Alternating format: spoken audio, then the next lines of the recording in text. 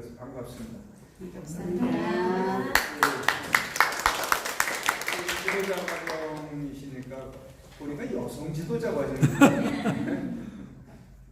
잘 모르지만 우리 남성분은 혼자 계셔서 약간 시대적으로도 우리가 여성들의 어떤 파워라고 그럴까, 여성들의 역할은 이미 교회 역사 속에서 오랜 동안 지속되어 왔고 지금도 한국 교회 안에서 큰 일들을 하고 있는 사실이죠. 그만큼 여성 지도력들이 중요해졌다, 이렇게 표현을 해볼 수 있겠고요. 신학대학 안에서도 이제 여성분들이 총장이 이렇게 나오는 경우들도 있고, 실제적으로 사역을 활발하게, 저는 선교 쪽으로도 일을 했었으니까 우리 여성 선교사들이 정말 일 잘해요. 특별히 이제 결혼 안 한 싱글 선교사들은 뭐 웬만한 남성 가정 그보다 더 잘하고 있어요. 솔직히 제 주변에도. 그도 그럴 것이 뭐 걸릴 게 없잖아. 뭐가 있어, 자식이 있어, 뭐 자기 몸하가 감사하면서 사역을 하니까 정말 열심히 잘하는 것들이 꽤 많이 있습니다. 그만큼 이제 여성에 대한 지도들이 커졌다, 이렇게 표현할 수 있겠고. 저는 이런 시대적 상황을 보면서 어떻게 보면 마치 막 남맥상 같은데, 나라의 상황과 우리 교회 여러 기관 조직에 대한 부분들을 얘기하면서 그런 딱 한마디를 얘기하면 혹시 지도력 부재, 우리가 논의하려고 하는 리더십 부재에 대한 얘기가 되는 것이죠. 거기다가 한 단어 더 붙이면 욕심, 리더십과 욕심이 들어가면서 전체적인 공동체와 기관과 조직들이 힘들어지는 상황들을 많이 보아왔고, 역사 속에서도 보아하고 지금 우리가 피부로 체험하고 있는 이런 상황이라고 표현하면 좋겠습니다.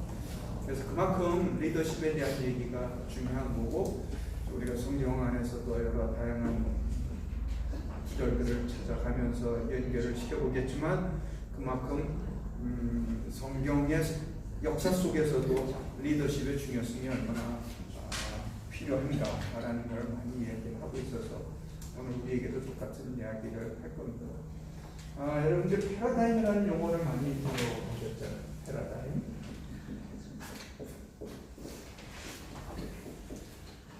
리더십을 일반적으로 리더십을 얘기할 때 이런 단어를 또 많이 사용을 합니다.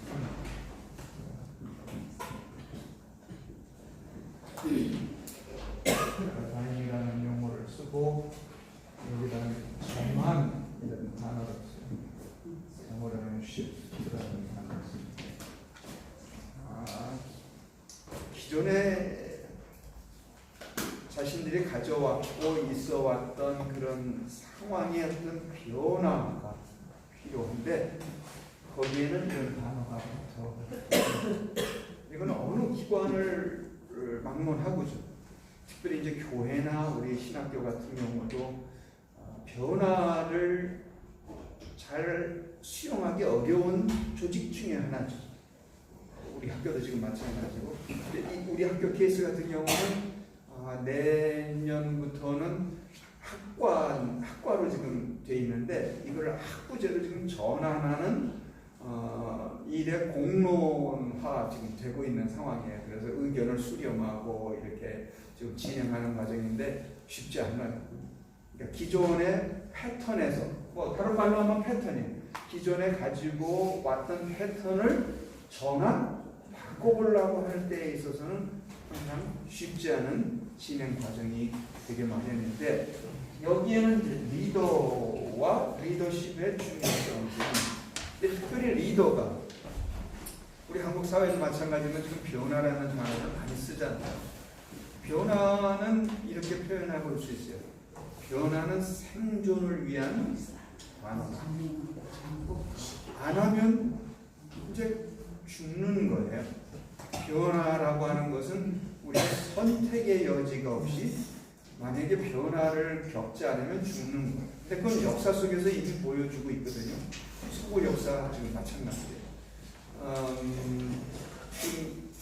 우리나라도 서구 유럽으로부터 선교를 받아서 우리가 성장을 해서 이제 선교를 나가는 그런 나라가 되었고 교회가 되었는데, 우리에게 선교를 전해줬던 서구 유럽이 지금 많이 어려워요. 교회적으로. 교회 숫자가 줄어들고 교인이 줄어들고, 저희들이 2013년에 교수, 직원, 학생들에서 우리가 자비로 해서 영국에 기도 선교를 간다 이렇게 해서 큰 타이틀을 걸고, 그때 한 240명, 30명, 40명 가서 다 우리 자비 드려가지고, 뭐 아마 신학교에서 유례가 없었던 일이죠. 여러분들이 오시면서 주차장 앞에 로버트 토마스 선교사 기념비가 여기에 있는 거를 안 읽어보셨을 거예요. 우리 학생이랑 교수도 마찬가지야. 이거 앉아서 서서 그거 읽어본 사람 그렇게 흔치 않을 거예요. 요거 끝나면 한번 그래서 차 타러 가시다가 주차장에 있는 그 시비를 한번 보십시오. 그것은 저희 지금 현재 학교의 이사님으로 있는 고훈 목사님이 그 시비를 써주시고 안산 제일교회 담임이셨을 때에 그 교회에서 큰 발덩이 같은 거 그거를 기증을 해주셔서 몇 천만 원 들었죠. 그러고 고훈 목사님이 시를 써서 거기에 기록한 거. 그게 바로 로버트 선교사에 대한 시비를 토마스 로버트 토마스 1866년 그때에 처음으로 한국에 들어와서 복음을 제대로 전하진 못했죠. 대동강변에 들어와서 거기서 내리자마자 병졸의 창에 찔려서 죽음을 당했죠. 순교죠. 그리고 이제 성경 하나 건네주고 그런 것이 시작이 되어서 점차적으로 뭔가가 이루어져 갔던 그런 하나의 단초가 되고 씨앗이 순교의 씨앗이죠. 그분들이 영국 분이거든요. 그렇게 시작을 해서 우리 한국의 복음이 이렇게 전파됐는데, 그렇게 복음을 전파해준 나라인 영국은 정작 영국은 지금 교회도 힘들어지고 교인 수도 줄고 저렇게 돼버려니까 우리가 다시금 저들을 위해서 기도해주러 가자 이런 분위기가 태동된 거예요. 저희 학교에 지금 이사장님으로 계신 최남수 이사님, 광명교회 최남수 이사장님이 예약을 해줘서 이제 우리가 이렇게 시작을 하고 모으고 여비도 마련하고 그 교회 현지 교회들 접촉을 해가지고 22군데로 나온 거예요. 영국 전역을 22군데 정도로 나눠서 우리가 10몇 명씩 많으면 20명씩 이렇게 각 지역으로 가서 그 지역에 있는 교회에 가서 거기를 기도해 주러 갔죠. 그래서 타이틀을 기도 선교라고 붙인 겁니다. 자, 그런 나라들이 지금 그렇게 기독교가 힘들어지고 어려운 거는 여러 가지 이야기를 해볼 수 있겠으나 단어 하나를 붙이자면 변화에 대한 적응 부족인 거죠. 제가 말하는 건 영적 변화인 거예요. 영적 변화.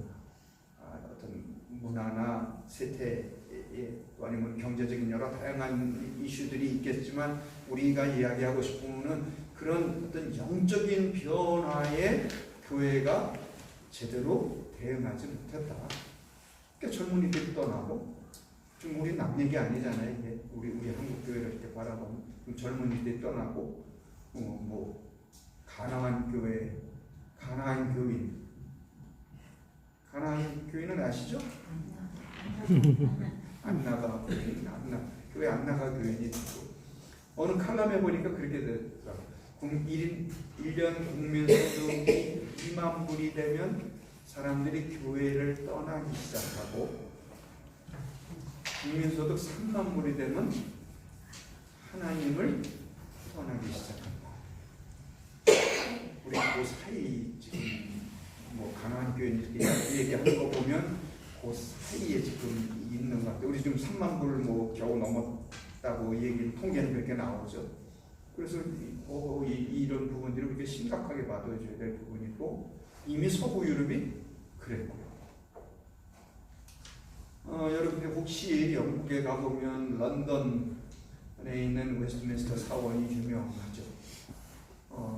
그런데 거기가 멋진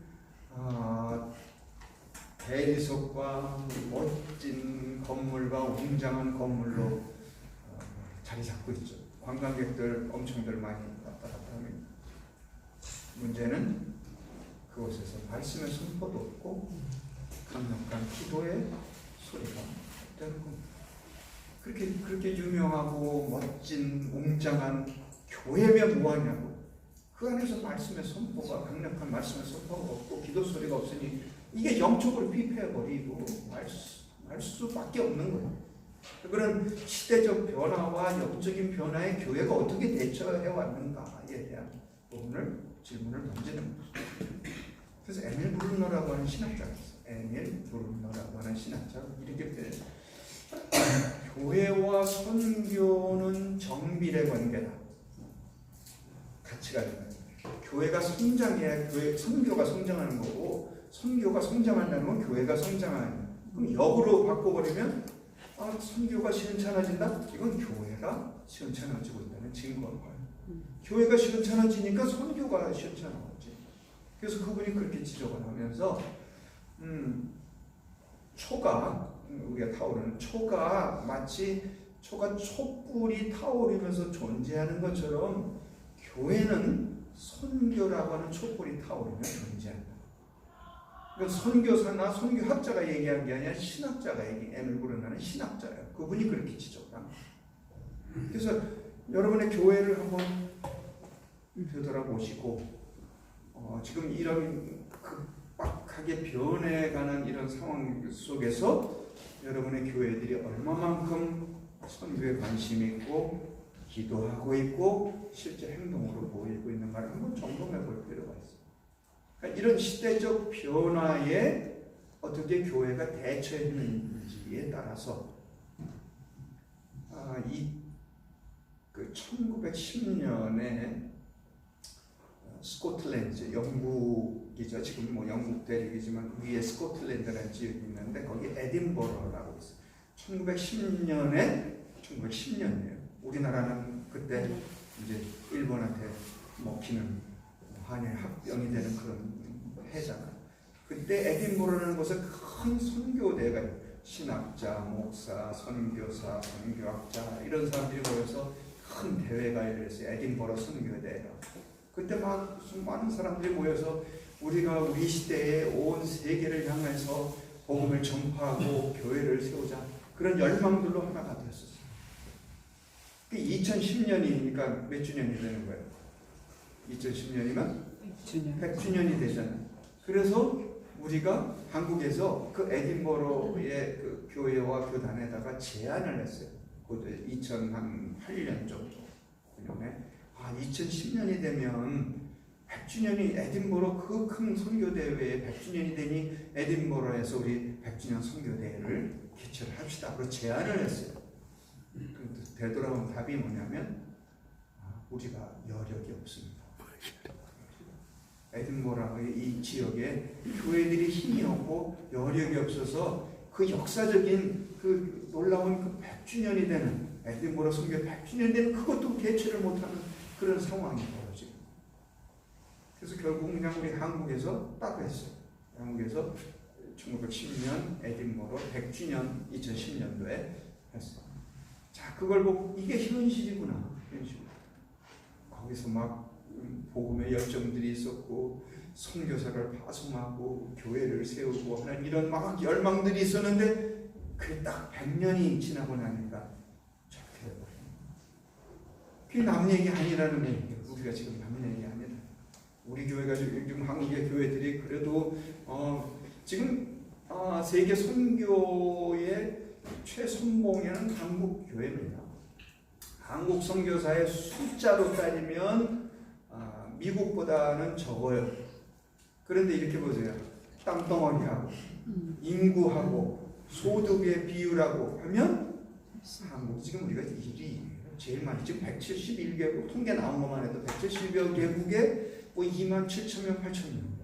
이 조그만 나라에서 이것도 또 반쪽알이 난 이 반쪽알이 난 이런 나라에서 세계를 향해서 복음 선포를 하고 있다는 것은 나는 뭐 답이 없더라고.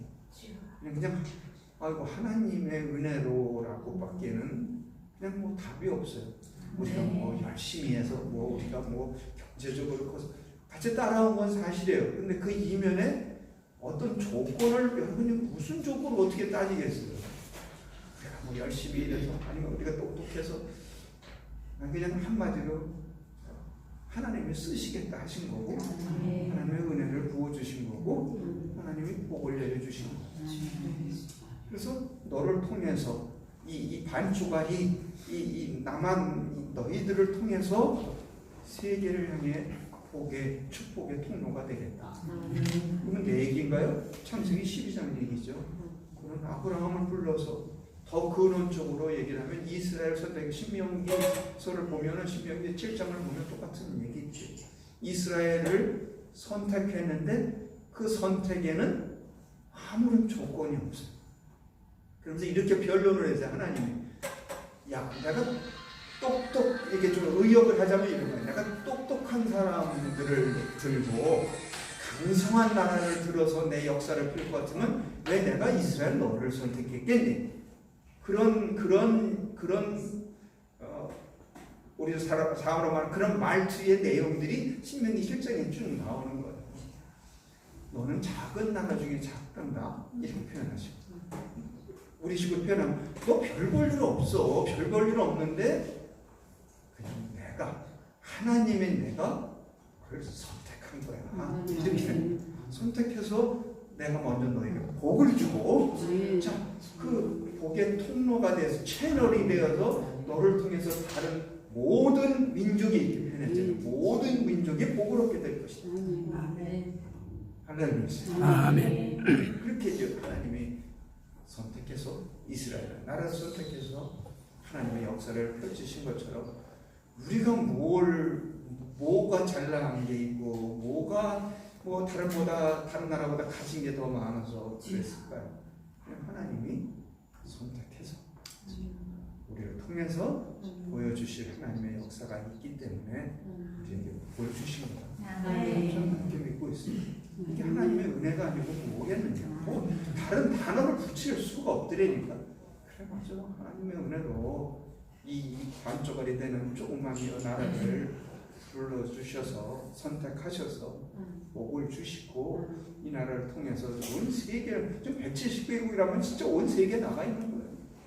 그리고 우리 안에 이제 가만히 있어도 다른 나라 사람들이 들어오네 이제. 이 외국인들이 뭐 200, 그 가족까지 하면 200만 치고 있어요. 그런 사람들이 돌아 그 나라 가서 우리가 복음 하나도 전파하기도 쉽지 않은 그런 나라의 사람들이 와서 지금 여기서 자기네들이 공동체가 교회가 세워지고 안산 같은 데 가면 뭐 더 말할 것도 없고 각 공단 지역 있는 데마다 뭐 외국인들 모임들이 있고 저희 지금 학교에는 19개국에 50명 정도가 현재 공부하고 있어요. 이 사람들이 나가면 다 이 역군들이잖아요. 뭐 우리가 가서 선교사가 복음을 전하는 것도 중요하지만 현지인들이 가서 자기들이 문화적 이질감도 없고 언어의 문제도 없고 어려운 상황 속에서도 적응할 수 있는 그런 역군들을 우리가 여기서 키워내요. 우리 액체 역사상 보면은 현재 외국인 학생들만은 46개국에 560명이 졸업을 했어요. 난 한국교회가 큰 일을 했다고 생각합니다. 물론 액츠가 우리가 교육은 시켰지만 그 이면에는 한국교회 여러분처럼 개인들이 후원하고 도와줘서 장학금 지원해서 그렇게 공부한 사람들이에요. 그러니까 액츠가 우리가 여기 와서 공부하게 했지만 나는 한국교회가 참 큰 일을 했다. 1974년에 누가 그런 걸 손톱만큼이라도 생각한 신학교나 교회가 어디 있어요? 이걸 여기 시작을 합니다. 물론 서대문에서 처음 시작을 했지만 그건 하나님의 놀라운 역사. 그 1974년에 우리가 선교라는 선자도 잘 모르는 그런 시대였는데 저들을 불러다가 우리가 교육시켜서 다시 역파송해서 저들로 하여금 놀라운 역사가 나타나요.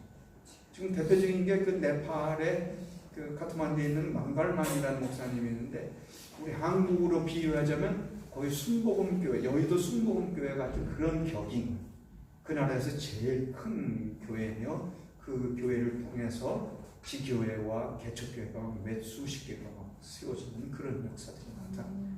그러니까 한 사람의 지도자를 키우는 것이 그렇게 놀라운 열매를 맺을 수 있다는 하나의 결과물을 보는 거죠. 우리는 사람이 그만큼 중요하잖아요.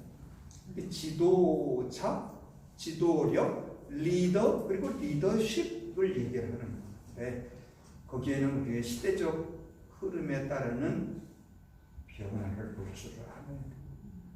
그래서 변화는 생존을 위한 단어다 이렇게 표현합니다. 내가 아까 우리 학교 같은 경우도 지금 그렇게 표현했던 거는 뭐 학과제에서 학교로 바꾼 이 변화하잖아.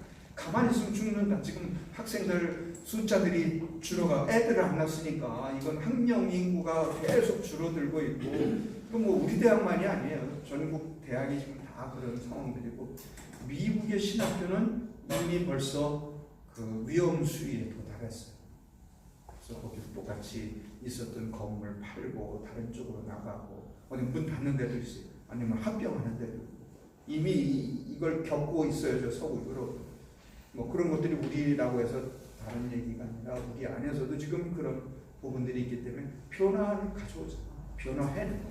변화하지 않으면 죽는다죠. 그래서 이렇게 표현해. 가만히 앉았다가 그냥 죽을래? 아니면 그냥 올해도 변화를 한번 시도해 볼래? 변화를 한다고 해서 100% 잘 된다는 보장은 없어. 그러나 가만히 있으면 죽는 거는 뻔해. 서구 유럽의 교회들과 교회 역사 속에서 그걸 보여주고 있어요. 그래서 우리 안에 변화가 있어요. 교회 안에서도 변화를 시도해야 돼요. 기도 더 많이 해야 되고, 말씀 상호 더 많이 하고, 말씀의 선포가 더 강력해야 되고. 이 부흥이라는 말이 뭐예요? 이게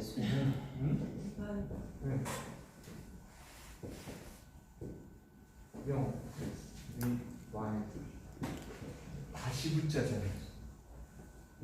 re는 계속 다시. 우리가 뭐 1907년에 평양 대부흥운동하고 그리고 끝난 게 아니라니까요. 우리가 1970년대 한국교회가 엄청나게 큰 부흥을 하고 자 이제 시대 끝났다가 아니라 다시. 안타까운 게 그거예요. 1907년에다가 2007년에 평양 대부흥운동 100주년. 그래서 교회마다 뭐 난리 치고 뭐 어떤 집회도 커지고 막 그런데 2008년 딱 되니까 언제 그런 거예요. 그래서 그거는 부흥이 아니지.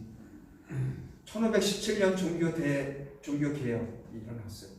그 로마 카톨릭에 저항해서, 그러니까 우리 지금 개신교들은 프로테스탄트라잖아요. 프로테스탄트 저항하는 거. 그 잘못돼가는 교회의 이런 세력과 힘과 파워를 저항해서 마틴 루터라고 하는 사람이 1517년 놀라운 종교개혁, 목숨 걸고 나간 거예요. 종교개혁을 하고 2017년 되니까 종교개혁 500주년 이래가지고 무슨 학회마다 뭐 교회마다 뭐 무슨 행사는 엄청 했어요.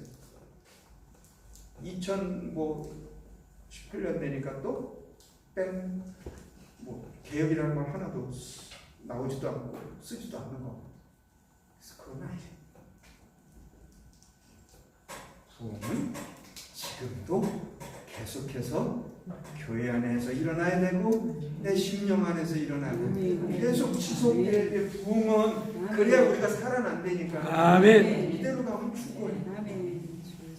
역사가 보여주고 교회가 죽고 우리가 영적으로 국민소득 아무리 뭐 이제 3만 불, 4만 불, 5만 불 되면 뭐예요? 영적으로 죽어가는. 좀 안타까운 게 저거예요. 다른 나라들 보고 우리도 보면서 이거 3만 불은 했는데 지금 우리 공부하러 와 있는 외국 분들이 얼마나 우리를 부러워해. 야, 이 대한민국이란 내가 어렸을 때 우리 한국이 이랬다는 거 설명해주면 이해가 안 돼. 이렇게 잘 살. 야, 우리 어렸을 때 얼마나 힘들었느냐. 고기 1년에 이제 어떨 때 딱 2번 먹었다. 추석 때 먹고 부족을 먹고 소고기 이렇게 먹었던 시대다. 그리고 쌀밥 먹기도 힘든 이런 시대가 있었어 우리 어렸을 때. 그러면 이해가 안 되는 거야 이 사람들은. 지금 이렇게 잘 사는 나라가 어떻게 옛날에 그런 어려움. 그리고 뭐 굶을 때도 있다 그러면 그것도 이해가 안 되는 거야. 왜냐하면 자기네 나라들은 나가면 바나나 따먹을 수 있고 뭐 파인애플 있고 다른 열매들 먹주로 있으니까 우리는 초본 목피 아니야. 가가지고 저 나무 껍질 벗겨 먹는 그런 시대가 있었으니까 그게 이해가 되겠냐. 이렇게 한국이 달라졌어. 이렇게 달라졌지만 우리가 주의 깊게 우리 스스로를 봐야 될 건 이 변화를 가지고 영적인 변화. 세대가 이렇게 되고 무슨 포스트 모더니즘이 어떠느니 지금 동성애가 어떠느니 아니 옛날에 어림 서프너치나 이런 단어가 어디서 꺼냈어요. 동성애라는 건 이제 뭐 버젓이 커밍아웃을 하고 뭐 TV에 나오고 영화를 통해서 조작을 하고 매스컴을 통해서 그럴듯하게 이야기를 하고 하는 이런 문화들이 지금 팽배해 가고 있으니 영적으로 다시 일어나서 우리는 죽어요. 그리고 우리만이 아니라 이제 자녀들 있잖아요. 그러면 다음 세대를 향해서 우리가 어떻게 할 것인가? 여러분들은 이제 여기 발을 들여놨기 때문에 지도자신 거예요. 뭐 누가 뭐라고 그래도 그냥 지도자 과정에 왔으니까 지도자가 이제 어쩔 수 없어요. 이제 이 레떼루를 이 라벨을 이제 못 띈다고 지도자가 되셨어요. 자, 그럼 지도자는 뭐예요? 나 혼자만 하면 이게 무슨 지도자야? 나의 주변과 이 다음 세대를 향해서 우리가 뭘 줘야 되는지, 뭘 넘겨줘야 되는지 이거는 교회가 각성을 하고 나가야 되고. 안타깝게도 제일 큰 교단이라고 하는 뭐 합동측, 대한예술장면 합동측이나 뭐 이런 데들도 어이구 난 통계 듣고 깜짝 놀랐어요. 주일학교가 70%? 그러니까 없대요. 교회 70%에 주일학교가 없대. 야, 이러니 이거 다음 세대를 어떻게 우리가 이어갈 것인가에 대한 심각한 부분에 봉착돼 있고 우리 교회 지도자들이 이런 부분에 대해서 각성을 해야 되고 시대적 흐름과 더불어 변화를.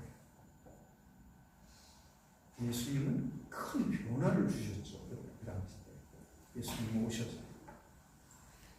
그리고 우리의 쓰는 용어처럼 정말 개혁을 하신 거죠. 그동안 그렇게 해왔던 율법주의자들이 사두개인들과 공의 땅에서 내려왔던 그냥 답습해오던 그런 틀을 전부 패러다임을 확 바꿔놓죠. 그러니까 저항에 직면했죠. 이제 기득권자들, 기존에 있는 사람들이 가만 놔두려고 했겠어요. 저 젊은 청년이 나와서 저런 소리하고 저렇게 사람들이 끌고 다니고 뭐 하나님 나라가 어떤 일이냐 가만 놔두겠죠. 근데 예수님은 그런 패러다임을 확 뒤집어 보시고 그래서 지도자, 우리 교회 특별히 우리 뭐 교회 지도자들로서 얘기를 해야 되니까 어떻게 바꿔 나가야 되느냐에 대한 문제인 거죠. 행위로 우리가 보여야 되고 사고의 틀이 바뀌지 않는데 무슨 얘기가 쉽지 않습니다. 저도 이렇게 얘기하고 저도 이런 학교라고 하는 공동체 안에 책임자로 있지만 뭐 하나 변화를 가져오는 게 쉽지가 않은 저는 시간 많이 걸리고 뭐 교회 안에서도 마찬가지죠. 또 너무 빨리 올라오고 그러면 부딪혀서 또 분란이 생기기도 하고. 근데 그 변화의 가장 근본적인 건 겉표면의 변화가 아니라 이 생각, 패러다임, 사고의 전환이 있어야 되는 거죠. 이 시대를 바라보며 우리가 어떻게 리더로서 역할을 해야 되고 무엇을 보여줘야 되느냐에 대한 그런 부분들을 끊임없이 우리가 이야기할 수밖에 없습니다. 전달 과정에 대한 문제잖아요. 이 어느 공동체든지 리더로서의 역할을 감당하는 있을 때는 그거는 내가 어떤 것을 전달해 주느냐에 대한 전달 과정에 대한 문제에 리더십이 가장 작용을 하게 되는데 우리는 뭐 예수를 믿는 사람들이고 교회 안에서 리더로서의 역할을 또 감당해야 되는 사람들이니까 그런 부분을 계속해서 우리가 이야기할 수밖에 없어요. 그래서 리더는 어떤 형태로든지 영향력을 미치. 제가 이제 몇 개 단어를 얘기할 거예요. 영향력을 미치게 되는. 아까 말한 그 지도자가 나 혼자 그냥 가만히 있으면 그건 뭐 지도자의 역할이 아닌 거지. 내가 지도자라면 나를 통해서 내 주변과 내가 몸담고 있는 조직과 단체와 어떤 기관에 무슨 영향력을 미쳐야 그게 리더가 되는 것이죠. 그리고 단순히 영향을 미치는 게 아니라 우리가 가야 할 목표가 있는 거예요. 목표가 있는 거예요. 그걸 향해 가야 되는 거죠. 그래서 지도자는 그 목표를 향해서 다른 소속된 사람들을 함께 영향력을 발휘하면서 그 목표를 향해 가야 해요. 철로역정? 뭐 그런 단어도 딱 나오면 철로역정. 갈 목표가 있어요. 그리고 나그네처럼 하는 이런 일, 저런 일 다 당하면서 그러는 목표가 있습니다. 우리 개인도 마찬가지고 교회도 마찬가지예요. 목표가 없으면 그냥 분란이 일으켜질 수밖에 없는 거고 자꾸 사람들의 개인적인 욕심이 들어갈 수밖에 시끄러운 교회들은 뭐 솔직히 그거죠. 그 교회가 지향에 가야 될 목표가 흐릿해지고 그 다음에 리더가 욕심이 들어가고 하면서 오는 많은 문제점들이 지금 오늘날 우리 한국의 상황 속에서 보여지고 있죠. 그럼 그런 목표를 정했으면 그것이 전해지는 과정에서의 영향력을 미치고 그것을 어떻게 전달하느냐죠.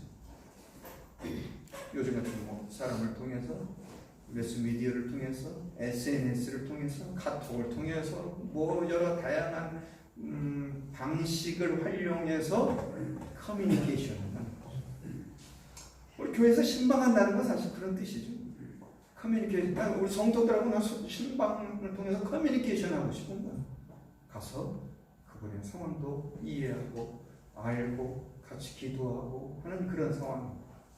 요즘은 신방 받기 싫어한다고 그러는 거 같은데 신방 간다고 그러면 바깥에 식당에 잡아놓고 목사님 보십시오 이래가지고 밥 먹고 끝나는 거. 집으로 가봐야지. 가봐서 그 집에 숟갈이 몇 개인지 자녀들이 어떻게 살아가고 있는지 그건 우리 가고 있는 좋은 교회 전통이라고 생각해요. 그래서 그 커뮤니케이션이 이루어지는 거예요. 그걸 통해서 서로를 커뮤니케이션의 커뮤라는 단어는 쌍방이에요. 오가는 게. 내가 일방적으로 저 사람에게 주는 건 커뮤니케이션이에요. 내가 주고 받고 주고받는 커뮤니케이션이 이루어져야 돼요. 그것이 활발해져야 그 단체나 조직이 건강하게 되는 거죠. 그렇지 않은 데는 전부 획일적이에요. 위에서 지시하면 돼요.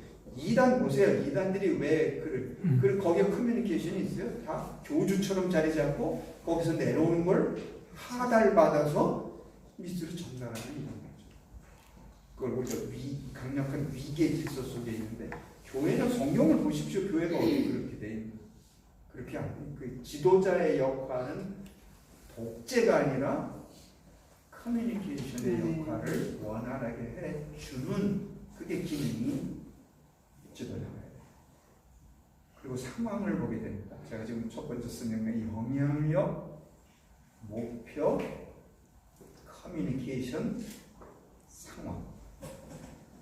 각 사람의 처한 상황이 다르고 내가 몸담고 있는 기관과 조직의 상황이 다르고 학교의 상황이 다르고 모든 상황의 변화가 있기 때문에 그런 부분에서 우리가 좀 주의해 봐야 될 필요가 있는 저는 뭐 선교를 공부했지만 선교 중에서도 이제 상황화라는 그런 쪽을 전공을 하고 계속 가르쳐 왔는데 말 그대로 그 상황에 대해서 어떻게 적응하느냐에 대한 부분 성경에도 많은 예가 나옵니다. 특별히 고린도전서 9장 같은 경우 보면 사도 바울이 복음을 전하려는 목적이 있는데 자 어떻게 그 상황에 적응했는가에 대한 가장 쉬운 예가 우리 있거든. 그러니까 상황의 변화를 봐야 되잖아요. 아까 변화라는 단어 계속 좀 쓰고 있는 거예요. 상황은 변해가. 내가 어렸을 때 교회 다닐 때 중고등학교 다닐 때는 난 그때는 성결교회 다녔는데 강대상에 굉장히 보수적인 데라 강대상에는 뭐 신발 신고 올라가는 건 뭐 생각도 못하고 얼라들도 못 올라가고 여성분들도 이렇게 막 제한했던 그런 거지. 그런데 미국에서 어떤 목사님이 오셨다고 그래가지고 강대상에 올라가는데 아니 구두를 신고 초보초보 올라가는 거야. 우리 눈에 보면 저런 불경한 목사님이 저 강대상에 어떻게 저 신발을 저렇게 신고 올라가나. 그리고 그때만 해도 뭐 드럼 이런 거 생각 못 했잖아요. 나 그때 고등학교 때인데 고등부 다니면서 기타 치다가 한임 목사님한테 약간 맞았어요. 이 곡에 기타를 치면 찬송가가 나오나 작가가 나오나 이러면서 야단 맞았던 기억이 있는데 지금 세월이 바뀌었잖아요. 우리 청소년들 예배 때 악기 안 쓰고 무슨 예배가 어떻게 진행이 돼요? 주로 기타 다 뭐 우리 학생들 신학생들인데 뭐 예배 때 다 그렇게 시대가 바뀌었어요. 시대가 바뀌면서 우리가 변해서는 안 될 것과 변해야만 하는 것들에 대한 이 인식이 지도자들에게 안목과 관점에서 이게 지도자다. 쓸데없는 거 가지고 뭐 그냥 붙들고 늘어지고 이건 안 됩니다. 이건 우리의 전통입니다. 이러면서 해봐야 죽습니다. 언젠가 될지 모르지만 그 기관과 조직 실제 교회도 그런 일들이 많이 있죠. 이전하는 데 있어서 어떤 조직을 바꾸는 데 있어서 그런 것들이 실예들이 많이 있는데 지금 내가 단어 얘기한 것처럼 이 상황에 대한 주시 전통이 중요한데 이 전통이 우리의 본질을 이야기하는가 아니면 우리가 진행돼 나가는 과정 가운데 하나인가. 그 변해도 좋고 변해야만 할 것을 그냥 거기에 목숨 걸고 이건 변하면 안 됩니다 했을 때는 그 조직이나 기관이나 교회를 비롯하여 어려움에 처하게 됩니다. 그러면 변화가 될 수 있는 영향력, 단어, 목적, 목표, 커뮤니케이션, 상황을 그러면 변화를 지켜볼 수 있는. 저는 성경 중에서 우리 예수님을 나중에 또 얘기도 할 텐데 예수님은 하나님이시다. 그러니까 그거 예수님 외에 우리가 현실적으로 부닥치는 데 있어서 리더십을 얘기하기에 가장 좋은 예가 뭐냐고 하면 저는 느헤미야 선지자. 13장까지 있으면 여러분들이 한번 집에 가셨더라도 차분히 한번 읽어보십시오. 우리가 현실 속에서 부딪힐 리더로서 이 현실 속에서 부딪힐 수 있는 부분들을 다 이야기하고 있다. 자, 몇 시까지? 12시까지. 지금 11시 반 맞아요? 예. 몇 마디 하니까 시간. 그러니까 이거 몇 마디 하니까 시간 갔네. 자. 넉넉히 하십시오. 네, 시간 지키겠습니다. 느헤미야 지도자를 보게 돼요. 그래서 그 조금씩 그 부분을 얘기를 하면 느헤미야는 아닥사스 왕의 그 술에 관원으로서 왕의 술잔을 관리하고 있다는 거 외에는 더 특별한 배경이 없으면서 어디에 많이 할애를 하냐면 하나님께서 그에게 맡긴 일을 어떻게 수행해 가는가에 많은 부분을 할애를 하고 있어요. 지도자로 세움을 받았어요. 예루살렘 성벽이 무너졌다는 보고와 소리를 듣습니다. 정보 수집입니다. 리더로서의 어떤 역할들을 하고 있는가를 여기 이렇게 대입을 해보십시오. 정보 수집이 있어 소식을 들어요. 예루살렘 성벽이 거기에 이제 마음이 감동되고 식음을 전폐하며 울며 하나님께 간구합니다. 하나님의 성벽, 하나님의 성전이 저렇게 무너졌습니다. 그리고 아닥사스 왕의 보고하기까지 4개월이 걸립니다. 이런 의미들을 좀 한번 잘 엮어보세요. 그냥 막 불타올랐다고 막 가서 자, 뭘 해보려다 이게 아니라 정보 수집하고 울며 간구하며 하나님께 매달려 기도한 게 4개월이에요. 그리고 결정을 하고 아닥사스 왕에게 가서 보고를 해요. 도와주세요. 이런 일을 하려고 하니 도와주세요. 이 말은 뭐겠어요? 이 느헤미야가 아닥사스 왕과 신뢰의 관계가 잘 쌓여져 있다는 것이죠. 지금 왕과 이 신하의 관계인데 그냥 뭐 덜렁 가서 뭐 해준다고 될 것이며 들이민다고 되는 상황은 아니잖아요. 그러니까 기도하며 그런 신뢰 관계가 맺어지고 나가서 요구를 합니다. 그래서 현지 조사를 예루살렘에 가서 현지 조사. 그분이 우리도 지금 학교에서 마찬가지지만 장단기 발전교회 이런 말을 단기와 장기 뭐 어떤 기관이 있는 조직이든 그게 다 필요합니다. 그냥 1년 단위로만 말고 예를 들면 우리 교회가 아니면 우리 기관이 조직이 1년 안에 할 수 있는 거와 5년, 10년 텀으로 장단기 발전교회. 지금 이 느헤미야는 예루살렘에 도착해서 단기 계획을 세우고 장기 계획을 세워 나가는 것을 보게 됩니다. 하나님의 일을 행함에 있어서 많은 장애에 부딪힙니다. 이 좀 선지자예요. 그리고 하나님의 일을 맡겼어요. 그러면 그냥 우리가 단순하게 생각하면 야 이제 만사 형통 뭐 하나님이 저에게 일을 맡겼고 저렇게 또 유능한 사람을 세웠으니까 모든 일이 잘 진행되고 만사 형통하겠지 하는데 천만에 만만에 애들 쓰는 용어가 천만에 만만에 콩떡 그렇게 돼. 그래서 많은 거 부딪혀. 외부의 적들도 있어요. 가짜 뉴스도 있어요.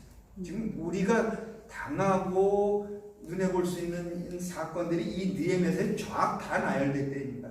지도자로서 무슨 일을 행하려고 하는데 그거를 만들었어요. 아까 목표. 자, 우리 예루살렘 무너진 하나님의 이 예루살렘 성벽을 세우자. 목표가 세워서 진행돼 나가는 데 있어서 공격들이 있어요. 가짜 뉴스더라고요.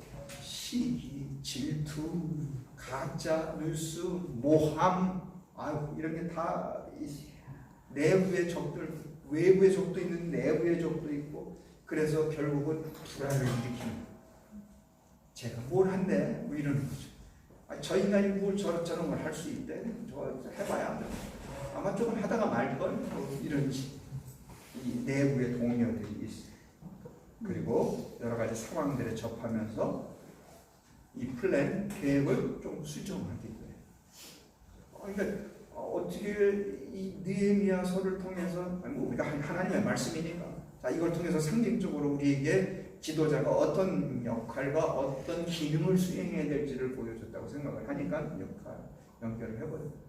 저는 이제 뭐 논문을 쓰면서 작은 논문 같은데 느헤미야, 모세, 느헤미야, 예수님을 세 가지 모델을 해서 써보기도 했고요. 어떤 분들은 이제 바울의 리더십을 얘기해서 쓰기도 하는데, 그러니까 우리가 겪어볼 수 있는 그런 모든 상황에 한 느헤미야서 같이 이렇게 적합하게 맞는다. 와서 여러분들에게 소개를 한 겁니다. 그럼 느헤미야를 통해서 우리가 어떤 지도력, 리더십을 볼 수 있겠는가? 첫째는 느헤미야는 실제적인 자료를 수집하는 사람이었어요.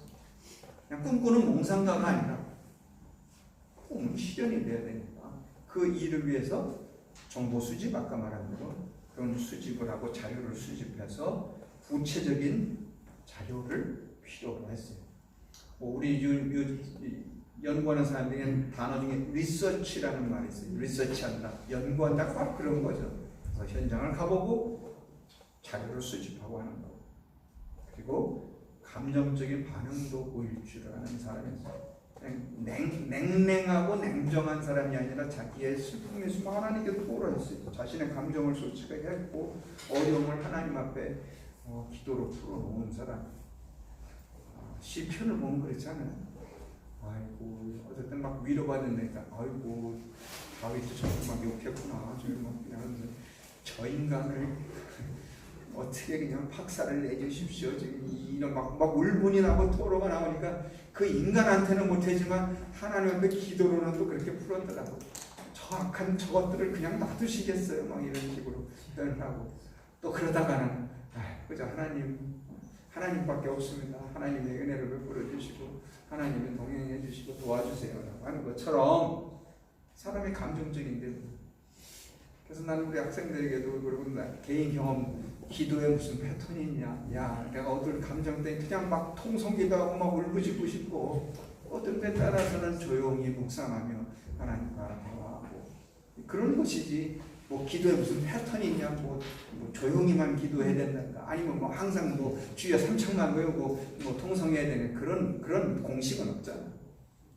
다 필요에 의해서 상황에 맞춰서 우리의 또 감정 상태에 따라서 그렇게 다양하게 응대를 해볼 필요가 있는 거죠.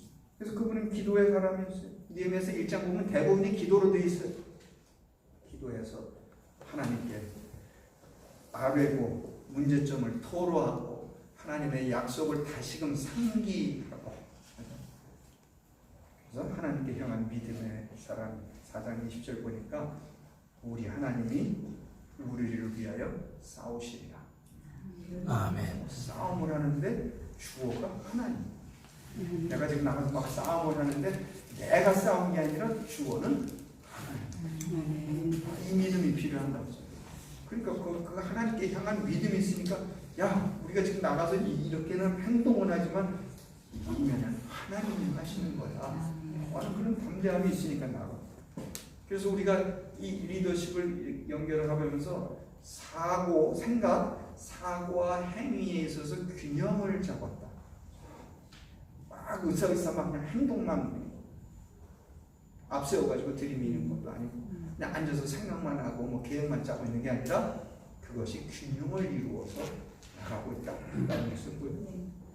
그러니까 실제적인 행위로 나타나지 않는 생각은 공동체에게 영향을 발휘하기 어려운 부분이죠. 몇 가지 제가 리더십을 보면서 연결시킬 수 있는 그런 내용들을 조금씩 소개를 하겠습니다. 핸드릭슨이라고 하는 그 미국의 달라스 신학교 교수였고 뭐 리더십 회장이었던 분이 이렇게 말을 표현했어요. 내가 가장 두려워하는 것은 실패하는 게 아니라 아무런 상관도 없는 일에 성공했다고 하는 게 나는 가장 두렵다. 이해하시겠어요? 내가 가장 두려워하는 건 실패했다가 아니야. 가장 두려워하는 건 아무 상관이 없는 일에 막 성공을 했다라고 사람들이 막 칭송해줍니다. 선교사역에서도 똑같아요. 우리가 무슨 건물 짓고 무슨 뭘 했고 막 대단해서 야 그 지역에 가면 그분이 완전 킹이야 킹. 근데 주님과 상관이 있나? 지가 높아졌지. 그래서 예수님이 제자들을 불러놓고 그렇게 말씀하셨고 베드로에게 그런 거잖아. 내가 발 씻겨줄게. 아이고 선생님이 어떻게 제 발을 씻겨줍니까?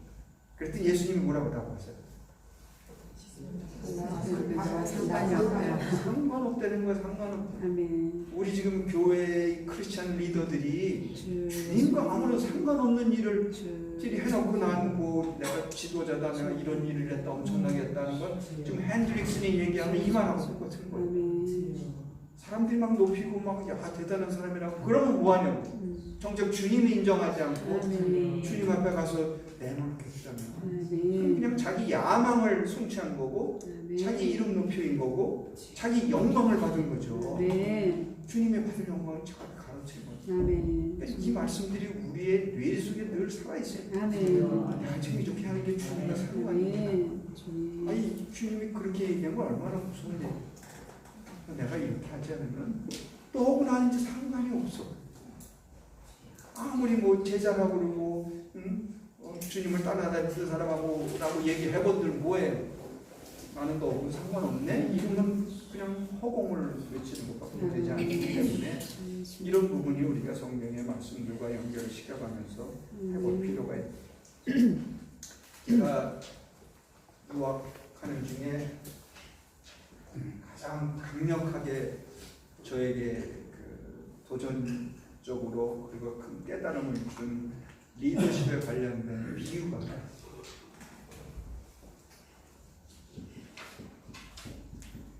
반얀나무라는 것과 바나나나무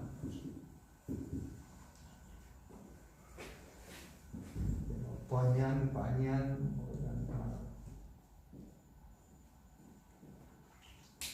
혹시 아시아권에 여행을 해보신 분이면 만나봤을 때 뭐 인도라든가 뭐 주변에 사람들 보면 이 그림은 못 그리지만 표현을 하고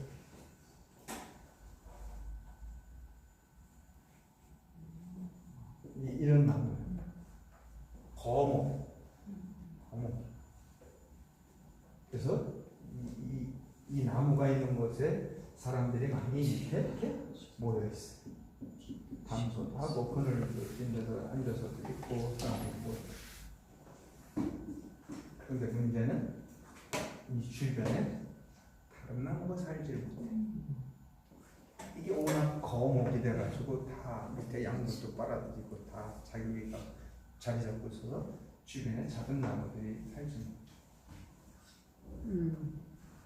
그리고 이 나무가 죽으면 어떤 사람들은 그냥 흩어지고 아무런 못 없어. 거목으로서 살아있을 때는 뭔가 역할을 하지만 죽으면 또 못하고 주변에 다른 나무도 살아있지도 못하고. 네, 이거 하나만 있는 거고 이거 하나 죽으면 끝. 그 반면에 바나나 나무. 뭐 여러분 그림이나 TV에서도 많이 봤으니까 나 그림 잘 못 그려요. 있고 이렇게 열매가 이렇게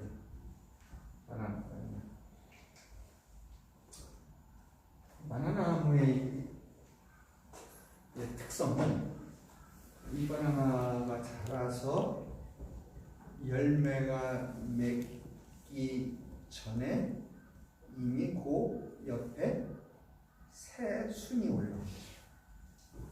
나무는 이 바나나 나무는 열매가 맺어서 열매 따면 그 나무는 죽는 거예요. 그런데 죽은 거로 끝나는 게 아니라 그 옆에서 새 순이 항상 올라와서 뭐 거의 6개월이면 나무가 커져서 또 열매를 맺고 열매 맺은 거 따먹으면 그 나무는 죽고 또 그 옆에 계속 나옵니다. 이걸 비유를 딱 들으면서 저는 막 정말 딱 해모로 한 대 딱 맞은 것처럼 어떤 리더십이 돼야 되는 이거는 이 열매는 끊임없이 열리면서 사람들이 오다 가다 따서 먹고 뭐 즐기고 바나나 뭐 활용도가 또 얼마나 좋아. 이렇게 늘 끊임없이 나눌 수 있는 거고 자기 당대로 끝나는 게 아니라 자기는 죽고 끝나지만 또 옆에 계속 나와. 그래서 다음 세대의 중요성을 얘기하는 거야. 우리만 믿고 예수 믿고 이제 끝날 겁니까? 우리 애들은 어떡하고? 우리 자녀들은 어떡하고, 손주들은 어떡하고. 자, 이런 영적인 어떤 계승에 대한 문제. 티모데에게도 사도 바울이 그러면, 야, 이게 왜 저거 로이스와 이 어머니 유니게로부터 신앙을 전수하다. 이렇게 그냥 한 사람이 그냥 뚝 나온 게 아니에요. 예수님이 제자들을 그런 사람들을 불러서 3년을 가르치고 뒤집어 놓기까지 끊임없이 이런, 우리에게는 뭐 때로는 시대에 따라서 이렇게 거목이 필요할 수 있겠지만 이게 우리의 이상적인 성경적인 리더십은 아니에요. 필요는 하나 우리가 성경적인 리더십을 연결시킨다면 끊임없이 그래서 키우고 이 아들이 자라고 키우고 계속 이런 연계성과 계속성, 지속성이 있어야 살아가요. 소유럽의 기독교의 상황들을 보고 우리가 염려하는 게 바로 그 단절이 되다고. 그래서 내가 같은 그 런던에서 그 4시간 차 타고 또 들어간 지역인데 거기 뭐 한 10대 명 있는 교회인데 다 놓친애들이에요. 그리고 거기 오래된 교회니까 교회 마당에 묘지가 있죠. 교인들이 옛날에는 다 그랬으니까. 그래서 정말 그렇게만 갈 사람들만 있는 거. 그리고 그 주변에 한번 산책하러 나갔더니 작은 교회 하나가 있는데 감리교회더라고. 뭐 문 앞에 쪽지가 붙어서 가서 이렇게 보니까 교회를 문을 닫았으므로 교회 건물을 팝니다. 쪽지가 거기 집에 있어요. 이제 교회 문 닫아가지고 더 이상 운영 안 되니까 교회 건물 닫다. 많이 가슴이 아프더라고요. 아, 이게 현실이고. 현실이 많이 눈으로 목도한 거죠. 그런 곳에서 어떻게 신앙생활을 했던 분들이 있었는데 그게 연속과 지속하지 못하니까 이제 그런 현상이 벌어지고 있다는 거. 우리가 지금 현재 그걸 부딪히고 있어요. 부딪히고 있어서 이 변화라는 말, 우리가 교회 지도자들로서 어떻게 우리가 영향력을 발휘해야 되고 사람을 어떻게 키워내야 되는지, 나 혼자 덩그러니 잘했다 대단하다 이게 아니라 우리 한국 교회를 보면서 아쉬워하는 게 또 조금 그런 거예요. 물론 우리가 교회 소장을 대단하게 된 거목이 있으셨기 때문에 그런 건 분명히 그렇게 해서 우리가 컸어요. 한국 교회가 크고 한국 기독교 세력이 커지는 뭐 그 공헌은 누구라도 다 인정해요. 아쉬운 거는 키워냈습니다. 잘 키워내서 혼자는 대단해서 막 했는데 뭐 조금씩 어려운 소리들이 많이 들리잖아요. 누구를 비난하려고 해서 비난이 아니라 그분들이 대단한 지도자였기 때문에 우리가 이래 얘기를 하는 거죠. 우리가 뭐 별볼일 없는 사람이 그랬으면 누가 뭐 매스컴에서 누가 얘기를 합니까? 뭐 명성교 마찬가지죠. 그런 교 아니었으면 누가 뭐 얘기나 해요. 세습을 하든 말든 뭐 조금만 20명 30명 교회 세습이 되든 말든 누가 뭐 거론이나 합니까? 그런 거대한 교계 지도자로 있는 사람이고 교회니까 얘기를 하는 거고, 여기도 우리가 그렇게 자꾸 얘기를 하는 거 말고 그분들이 거목이시기 때문에 지도자이기 때문에 우리가 어떤 리더십이 발휘됐으면 좋겠다는 소망을 가지고 비판이면 비판이고 얘기를 하는 거죠. 그래서 아쉬운 건 이걸 계속 잘 키워냈으면 그 한 교회가 컸다가 문제가 아니라 그 교회를 통해서 좋은 목회 지도자들이 이렇게 나왔으면 얼마나 좋았을까. 사람들이 키워줬으면 얼마나 좋았을까. 예수님이 그래서 제자들 보고 그러잖아요. 나는 그 말씀이 참 대단하시더라고요. 제자들은 뭐하는 거야? 야, 너희가 나보다 더 큰 일을 할 거야. 하나님. 예수님은 하나님이에요. 그리고 뭐 사람하고 견줄 바가 아니잖아. 근데 그 별 볼 일 없었던 제자들 불러놓고 그렇게 말씀하십니다. 내가 더 큰 일을 할 거다. 그러니까 리더는 그런 비전이 필요한 거예요. 사람을 키워나가는 데서 비전이. 난 그래서 점점 그 아이들을 보면서 야, 넌 싹시 놀았다. 난 그런 소리는 입에 안 올릴 거예요. 오래됐지만 그런 일. 얘네들이 커서 어떤 일을 할지.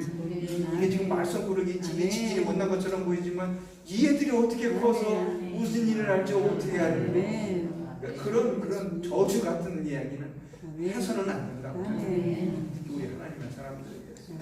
그래서 그들을 통해서 이루어 가실 하나님의 역사를, 하나님의 역사, 우리 한국말은 안 되지만 이 역사 속에서 하나님의 이 흘러가는 시간 역사 속에서 어떤 역사를 볼지, 하나님 어떻게 역사하시는지는, 어떻게 일을 하시는지에 대한 그 비전이 우리 크리스천 리더들에게는 필요하다는 거죠. 그래서 다음 세대를 향해서 우리가 그런 부분들을 연결을 시켜하면, 그래서 사람 이렇게 표현해요. 목자는 끌고 가는 게 아니라 인도해 가는 거예요. 막 그러니까 찍찍질하고 막 몰고 그냥 밀어대고 해서 가는 게 아니라 인도하는 거죠. 따라와. 예수님이 그렇게 보여주셨고 지도자들이 그렇게, 아까 내가 영향력이라는 단어를 썼어요. 바로 그런 부분, 예수님 또 우리 성경의 지도자로부터 그런 부분들을 보여주게 되죠. 제가 공부를 하는 중에 이런 패턴을 아주 강력하게 제가 받은 것보다 균형 잡힌 사고에 대한, 리더와 보스는 어떻게 달라요? 한번 여러분들이 리더와 보스의 차이점. 그냥 뭐 생각나시는 대로. 자기 맘대로. 리더는 보스는 명령. 명령하고. 약간 독재. 약간 많이 독재. 많이 독재지.